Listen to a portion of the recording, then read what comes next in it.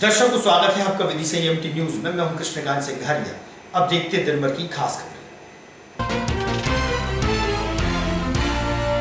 कोरवाई क्षेत्र के निर्माणाधीन कोठा बैराज डैम का कलेक्टर ने किया निरीक्षण। समयावधि में कार्य पूरा करने का ठेकेदार को दिए निर्देश।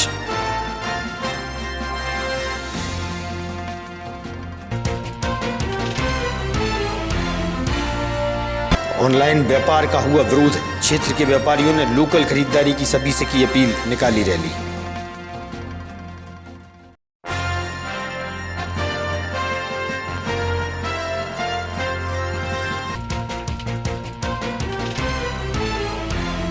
तीन बीघा जमीन की हेराफेरी के आरोप लगाए पटवारी व सचिव पर। लखन यादव गले में तख्ती डालकर पहुंचा जिला मुख्यालय, जमीन दिलाने की मांग।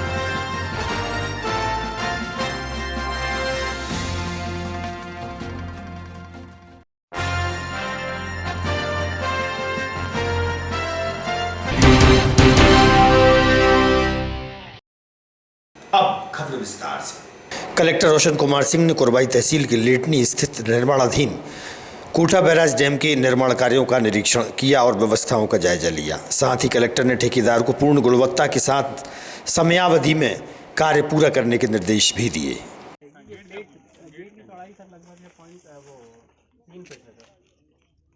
गेट की जो थिकनेस है 3 फीट है, तो वो तो सिंगल पीस होगा ना, वो थोड़ी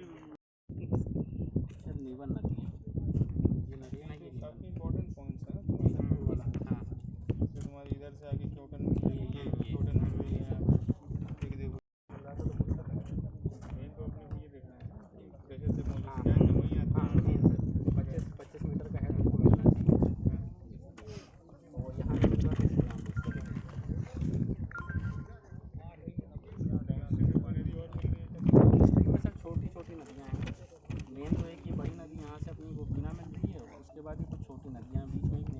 नगर पालिका सीएमओ ने चर्चा के दौरान बताया कि शहर में दीपावली त्योहार के चलते घर घर में साफ सफाई होती है तो बड़ी मात्रा में कचरा निकलता है। साफ सफाई व्यवस्था हेतु कचरा वाहनों की व्यवस्था भी जारी है। अतिरिक्त कर्मचारी भी लगाए गए हैं। मात्रा में घरों से कचरा निकलता है, इसकी डंपिंग के लिए हम इस तरीके की व्यवस्था कर रहे हैं ताकि शहर में साफ सफाई। हमारे अध्यक्ष साहब से अभी चर्चा हुई, वो 8 दिन पहले भी चर्चा हुई थी इस संबंध में। अध्यक्ष साहब के उपाध्यक्ष साहब से उसमें चर्चा हुई थी कि हम शहर का जो दीपावली के आसपास जो कचरा निकलता है, संख्या बढ़ जाती है उसमें कचरे की, तो अपन सोच रहे हैं कि शहर को 2 हिस्सों में बांटते हुए एक बीच में मिनी यहाँ पर कचरा इकट्ठा किया जा सके। डूडिया के आसपास जगह चिन्हित करी है, वहाँ से शहर का जो कचरा डायरेक्ट जो कचरा आ रहा है उसमें क्या कहते हैं गाड़ियों में, उसको यहाँ पर डंप करेंगे, उसके बाद यहाँ से उठाने की व्यवस्था करेंगे। त्योंदा निवासी राजकुमारी कुशवाहा अपने पति के साथ एडिशनल एसपी प्रशांत चौबे के पास शिकायत करने पहुंची, जहां उसने बताया कि घर में साफ सफाई व पुताई के दौरान गांव की ही कई महिलाओं पुरुषों द्वारा उसके साथ डंडे से मारपीट की गई थी, जिसका वीडियो भी वायरल हुआ है। एडिशनल एसपी पीड़िता से हुई चर्चा। ये अभी एक आवेदन भी उसने महिला ने आके दिया है, जिसमें उनके द्वारा बताया गया है कि तौंदा थाना क्षेत्र में एक 19 तारीख को झगड़ा हुआ था। आपस का आस पड़ोस का महिलाओं का गाली गलौज था, जिसमें मारपीट की गई है और उस संबंध में एक वीडियो भी दिखाई दे रहा है अभी जो चल रहा था। इसमें थाना प्रभारी को निर्देशित किया गया है, विधिवत इसमें वैधानिक कार्रवाई की जाएगी।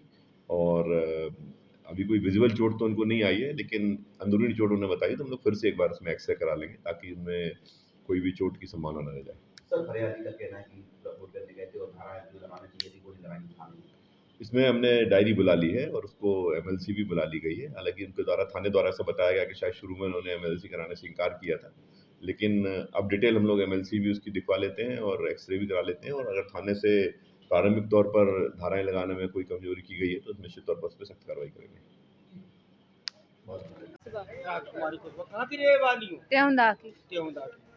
होगा तुम्हारे साथ? हम रास्ते में से निकल रहे थे, इन लोगों ने गाली दी। फिर हम कौन ने आपके साथ गाली दी? कौन ने मारपीट की आपको? हमारे लिए हम बिरजेश, सुरेश, बाबूजी, गणेश, रमेश, इन लोगों ने मुझे मारपीट की। कोई महिलाएं भी थी उसमें? हाँ, महिलाएं भी थी। काय पे बात हुआ, लड़ाई काय पे हुई? वो तो मैं रास्ते में से निकल कर जाती हूँ, ये लोग मुझे गाली देते हैं, इसलिए मैं वहाँ पर शिकायत करने गई। तो इन लोगों ने मुझे रास्ते में आकर मारा कि तुम लोगों ने शिकायत दर्ज की है। हाँ। कब की बात है ये परसों के दिन, शनिवार की। फिर आपने शिकायत नहीं करी क्यों थाने में? करी थी शिकायत। कोई शिकायत नहीं हो रही है, सुनवाई नहीं हो रही हमारी। आपके पति भी आए आपके साथ में? हाँ आए। फिर इनके साथ ही मारपीट करी है? नहीं हमारे साथ हुई है। वो कोई रिश्तेदार हैं आप? नहीं तो पड़ोसी है मोहल्ला की। कुशवाहा है। राजन की वो जी कौन है आपकी? ये हमारी पत्नी है। अच्छा, पत्नी के साथ कौन ने मारपीट करी है? सर मैं काम पे गया था, हाँ। मुझे फ़ोन लगा, फिर मैं बाद में आया। इसके साथ सुरेश ने, गणेश ने, रमेश ने, नारायण ने, जगदीश ने, बिरजेश ने, प्रदीप ने। मारपीट करी? हाँ मारपीट की काहे से इसके मारपीट साथ, करी? इन लठियों से। अच्छा, और महिलाएं भी कुछ शामिल थी? महिला थी। कितने बजे ये घटना होगी? ये 3 बजे की। परसों? हाँ 19 तारीख। तो तियोड़ा थाने में रिपोर्ट नहीं करी आपने? त्योंदा थाने में हम रिपोर्ट करने गए थे लड़ाई के पहले, जो गाली गलौज थी हो रही थी, रिपोर्ट करने गए थे। उनने रिपोर्ट लिखी थी, रिपोर्ट करके हम घर पे आ रहे थे, तो इनसे मैंने बोला कि तुम घर पे जाओ, किसी से मत बोलना कुछ भी। मैं रुक गया। पहले भी कोई विवाद है? हाँ पहल का भी था। तो मैं दुकान पर रुक गया, काहे की दुकान पर काम करते हो? शोरूम पे, आयशर ट्रैक्टर की शोरूम पे। ठीक है। बेटिंग शिक्षा वर्ग 1 के शिक्षकों ने अपनी समस्याओं को लेकर कलेक्टर रोशन कुमार सिंह को ज्ञापन सौंपा है।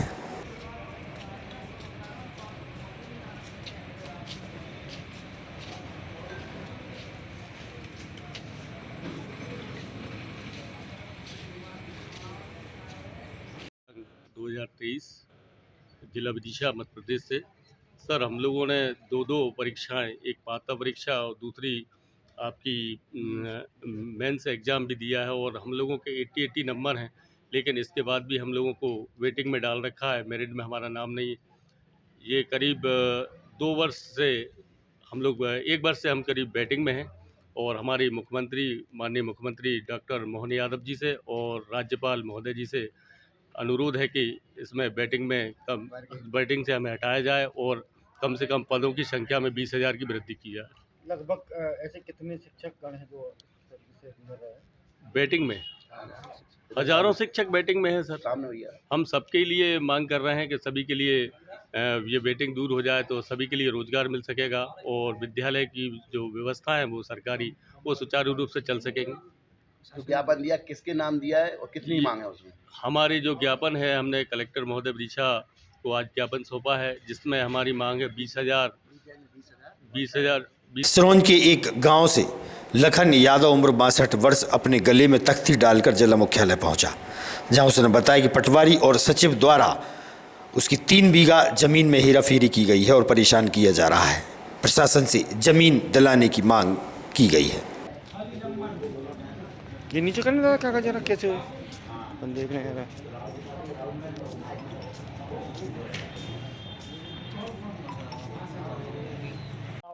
कहाँ की रहने वाले हो? क्या समस्या को लेकर जनसुन में आए हैं आज? हाँ मैंने पता करा 7 लाख खाते में जमीन की और परिवार के में, तो परिवार वालों ने 1/1 को मेरे पिता का हिस्सा था, आधा छवि का और तीन भाइयों का हिस्सा था। 1/2 में से 1 कब कर दी और 1/1 में से आजाद कब कर दी, 1 बीघा, जबकि मेरे पिता के कम होते हुए 1/2 में से कम होना थी सर, जिससे हमारे पिता के नाम में 1 बीघा कम पड़ रही है सर। कब से परेशान हो रहे हैं? सर मैं 4 महीने से परेशान हो रहा हूँ। कितनी उम्र है आपकी? मेरी 62 साल उम्र है। अच्छा, कितने बच्चे हैं आपके? 6 बच्ची है सर, 1 बच्चा है। किसकी साल घाट से ये कार्य? ये पटवारी तहसीलदार पुरानी बात है सर, अपने पिताजी सीधे थे, पढ़े लिखे नहीं थे, इन्होंने भेज दी सर पटवारी से मिलकर मेरी भारत से और तहसीलदार से किसको भेज दी है? महाराज को भेज दी सर। पटवारी और सरपंच का क्या नाम है? वो तो मर गया साहब, सड़क राम था पुराना, और ये पटवारी था वो थी कोई वो भी गुजर गया। इन दिनों मच्छरों का प्रकोप जारी है। मलेरिया व डेंगू के मरीजों की संख्या लगातार बढ़ रही है। वहीं मलेरिया विभाग के अधिकारी टीकाराम द्वारा जानकारी दी गई। मलेरिया के पेशेंट अस्पताल विभाग के द्वारा मलेरिया विभाग के द्वारा किस तरीके की सतर्कता बरती जा रही है और किस तरीके से जो मच्छर है उसको मारने का प्रयास किया जा रहा है? वर्तमान में वर्षा का मौसम समाप्त हो चुका है, तो अब जो जल भराव हुआ है केवल उससे ही हमें बचना है। उसके लिए हमें अपने घर के अंदर जो बर्तन है उनका पानी उसमें स्टोर नहीं करना है और उसको समय समय पर अपन को 4 से 5 दिन में साफ़ करके उसको उपयोग करना है, क्योंकि इस समय क्या है कि यह मौसम का आखिरी चरण है। यदि हमने 15 दिन सावधानी बरत ली तो ये ठंड जैसे ही आएगी वैसे ये सीजन अपना नीचे की ओर समाप्ति की ओर हो जाएगा। वर्तमान में यदि हम विदिशा शहर की बात करें तो हमने 50 लोगों की एक टीम बनाई है, जिसमें मलेरिया विभाग के कर्मचारी शामिल हैं, नगर पालिका के भी हैं, आशाएँ हैं, शहरी आशा, MPW हैं और सुपरवाइज़र हैं। ये 5 टीम में 10 से 12 लोग एक टीम में काम कर रहे हैं। इससे 5 शहरी टीम जो है वो हर वार्ड में सतत लार्वा सर्वे का अभियान कर रही हैं, जिसमें हम दवाओं का छिड़काव करते हैं और फॉगिंग करवाते हैं और लार्वा को नष्ट करने के लिए टेमोपास दवाई डाल के उस पानी को हम वहाँ से हटाते हैं। तो इसलिए हमें बस केवल यही एकमात्र हमारा सबसे अनुरोध है कि वह अपने घर के अंदर के बर्तनों में पानी को इकट्ठा करके ना होने दें, क्योंकि इसका पानी जो लार्वा होता है डेंगू का वो साफ पानी में पनपता है और दिन के समय काटता है। इसलिए हमें पूरे आस्तीन के कपड़े पहनना चाहिए और अपने घर में 5 से 6 दिन तक कोई भी पानी जमा ना हो, ऐसा हमें प्रयास करना चाहिए। यदि हम ये करेंगे तो हम इस बीमारी से जल्दी मुक्ति पा लेंगे, क्योंकि बचाव इसका सबसे अच्छा होगा। अंदर पानी जमा ना होने दें। टायर हुए, कूलर हुए, गमले हुए और जो भी सकोरे हुए, इनमें पानी भरा ना रहे। बच्चों को पूरे कपड़े पहनाएं, क्योंकि यह मच्छर डेंगू का दिन में काटता है, तो इसलिए फुल आस्तीन के कपड़े वो पहने। जैसे सर्दी आएगी तो लोग वैसे स्वेटर पहनते हैं तो ये कम चांस रहेंगे काटने के, लेकिन अभी 15 दिन हमको विशेष सावधानी बरतना पड़ेगी। यदि हम डेंगू के केस की बात करें तो आज 431 केस हो चुके हैं 1 जनवरी से अभी तक, और 416 मरीज पूर्णतः स्वस्थ हैं। 7 लोग एडमिट हैं, 5 मेडिकल कॉलेज में हैं, 1 प्राइवेट में है और 1 भोपाल में हमीदिया में भर्ती है। तो इस तरह से 7 एडमिट केस हैं और 431 टोटल केस आए हैं। किसी की मृत्यु भी हुई क्या डेंगू से पूर्णतः किसी की मृत्यु नहीं हुई है। एक संभावित प्रकरण आया जिसमें डेंगू के साथ और भी लक्षण थे, तो उसकी हमने केस शीट उन संबंधित अस्पताल भोपालों से हमने पत्र लिखा है। जैसे केस शीट आ जाएगी तो हम वरिष्ठ जो स्पेशलिस्ट होते हैं उनसे चर्चा करके उसके बारे में निराकरण करेंगे। वर्तमान में केवल डेंगू से मृत्यु विदिशा जिले में नहीं हुई है। बढ़ती ऑनलाइन खरीदारी को लेकर व्यापारी व सांसद प्रतिनिधि राकेश शर्मा ने सभी से अपील की है कि त्यौहार के चलते लोकल में ही खरीदारी की जाए। छोटे व्यापारियों से खरीदारी करें। वहीं रैली के दौरान ऑनलाइन खरीदारी का विरोध भी किया गया और पर्चे भी बांटे। आज संपूर्ण देश में हमारे व्यापारी भाइयों द्वारा ये अपील की जा रही है कि वोकल फॉर लोकल, मतलब हमारी दीपावली की जो खरीदी है सभी हम स्थानीय बाज़ारों से करें, स्थानीय उत्पाद खरीदें। कई गरीब लोग जो है दिवाली की तैयारी कई महीनों से करते हैं, कोई दिया बनाता है, कोई बत्ती बनाता है, कोई फ़ोटो बना रहा है, कोई मूर्ति बना रहा है। तो आपके चैनल के माध्यम से भी मैं अपील करता हूँ सभी से कि हमारे लोकल जो व्यापारी हैं उनको सपोर्ट करें। हम पूरे परिवार के साथ बाज़ार में निकलें, खरीदी करें, देसी उत्पादों की खरीदी करें। ये विदेशी कंपनियां जो हैं, ऑनलाइन कंपनियां जो हैं, इनका मेजर प्रॉफिट एक बड़ा हिस्सा जो है बाहर अमेरिका या दूसरे देशों में जा रहा है। ये कंपनी वहीं की है, तो जिससे हमारा देश का पैसा भी बाहर जा रहा है और हमारे व्यापारियों को भी बहुत तकलीफ हो रही है। और जो लोकल और जो छोटे व्यापारी हैं उनको बहुत ज़्यादा दिक्कत है। तो इसलिए आपके चैनल के माध्यम से मैं भी सबसे प्रार्थना करता हूँ कि दिवाली के त्यौहार पे हमारे लोकल चीज़ों पे लोकल व्यापारियों को सपोर्ट करें और हमारे लोकल उत्पादों को खरीदें, ताकि हमारा देश में भी दिवाली सुख समृद्धि अच्छी जोरदार मने। जय हिंद, जय भारत, भारत माता की जय। शुभ दीपावली दोस्तों, शुभ दीपावली लेकिन तभी होगी इस बार जब आप घर से बाहर निकलेंगे।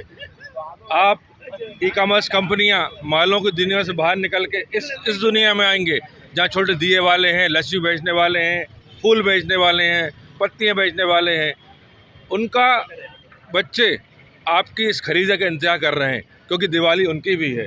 तो अब शहर के साथियों, आइए शहर में और अपने शहर की जनता के साथ शहर के व्यापारियों सामान खरीदिए।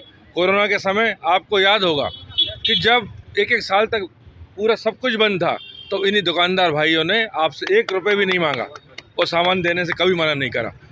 आज आप किसी भी माल में चले जाए, किसी ई-कॉमर्स कंपनी चले जाए, बोलो पहले पैसा लेंगे, कोई रिश्तेदारी का कोई काम नहीं। जबकि हमारे आपके आपस रिश्ते, हम आपकी शादी ब्याह में अच्छे बुरे में हम आपस में जाते हैं, एक दूसरे के यहाँ जाते हैं।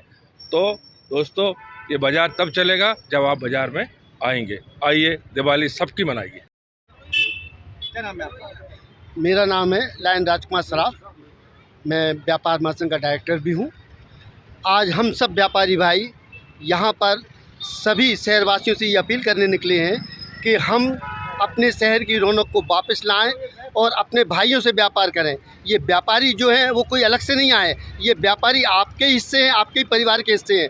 आपका ही एक भाई व्यापार कर रहा है और आप ही उस व्यापारी से सामान खरीद रहे हैं। तो ये हमारा पारिवारिक संबंध है और इस पारिवारिक संबंध को ये विदेशी कंपनियां आगे तोड़ रही हैं। आपका अपना पैसा, अपना देश का पैसा यहाँ से ले जाकर विदेशों में ले जा रही हैं, जिससे आपका भी नुकसान है, हमारा भी नुकसान है और व्यापार की रौनक गायब हो रही है। हमारे व्यापारी जब मनाते हैं, जब हम दुर्गा उत्सव मनाते हैं, तो यही भाई हमें चंदा देते हैं, जिसके कारण हमारे शहर का नाम देश विदेश में प्रचारित होता है और हम इतना शानदार उत्सव मना के धार्मिक त्यौहार मना पाते हैं। तो हमारे सुख दुख में ये व्यापारी भाई हमारे अपने भाई खड़े होते हैं और हम इनके साथ खड़े होते हैं। तो हमें ये व्यापार की, ये बाज़ार की रौनक वापस लाना है और अपना सामान, अपने घर का सामान, दीपावली का खरीदारी हमें अपने व्यापारियों के साथ। जिले के सभी सचिव और जीआरएस बड़ी संख्या में जिला मुख्यालय पहुंचे, अपनी समस्याओं को लेकर जिला प्रशासन को ज्ञापन सौंपा है। सचिव संघ के अध्यक्ष व रोजगार सहायकों से हुई चर्चा।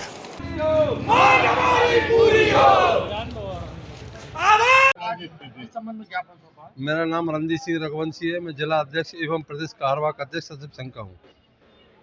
आज पूरे जिले भर से हमारे सचिव, सहायक सचिव साथियों के द्वारा जो शासन द्वारा कुतनामा जो आदेश जारी किए जाते हैं कि आपको CR सरपंच महोदय लिखेंगे, एक आदेश ये दिया है। दूसरा 181 जो मांग आदेश योजना है उस पर भी हम लोगों में डंडा चलाया जाता है, नहीं कुछ नहीं, स्वयं बंद की जाना चाहिए। ऐसी प्रकार मनरेगा की मजदूरी, ये भी मांग आधारित योजना है, उसमें भी ज़बरदस्ती लेवल लगाई जाती है। इस प्रकार से हम लोगों को प्रताड़ित किया जाता है। इस संबंध में आज हमारे पूरे ज़िले के सचिव एवं सहायक सचिवों द्वारा अगर शासन को हम आज ज्ञापन दे रहे हैं, अगर हमारी मांग नहीं मानी गई। मैं संजय पचौरी, ग्राम रोजगार सहायक संगठन जिला अध्यक्ष संजय पचौरी। मध्य प्रदेश में पंचायत सचिव और सहायक सचिव संयुक्त मोर्चा के नेतृत्व में मध्य प्रदेश के संपूर्ण 51 जिलों में आज शासन की जो दमनकारी नीति और दमनकारी आदेश है उसके विरुद्ध में जिला कलेक्टर को ज्ञापन दिए जा रहे हैं। शासन का अभी माननीय मंत्री जी का एक मीडिया के माध्यम से हमें एक संदेश प्राप्त हुआ है, जिसमें पंचायत सचिव और ग्राम रोजगार सहायकों की जो CR की बात है वो माननीय सरपंच महोदय लिखेंगे। इस तरीके के जो दमनकारी आदेश है, इस ऐसे आदेशों के माध्यम से सरकार सरपंच और सचिवों और GRS के बीच में कटुता का माहौल पैदा कर रही है। जब से पंचायत राज शुरू हुआ है तभी से हमारे माननीय सचिव लोग नौकरी करते आ रहे हैं, GRS नौकरी कर रहे हैं। हमारी जो CR है वो प्रशासनिक अधिकारी लिखा करते थे। अब जनप्रतिनिधियों के माध्यम से जो है हमारी CR लिखने की बात हो रही है। ऐसे में हम निष्पक्ष तरीके से पंचायतों में कैसे काम कर पाएंगे? जनप्रतिनिधि होते हैं वो अंगूठा छाप होते हैं, 5वीं पास होते हैं, क्या वो आपके लिखेंगे? नहीं, हम ऐसा तो नहीं कहते, हम तो उनका सम्मान करते हैं चूँकि वो जनता के प्रतिनिधि हैं और एक लोकतांत्रिक व्यवस्था के माध्यम से चुनकर आए हुए हैं।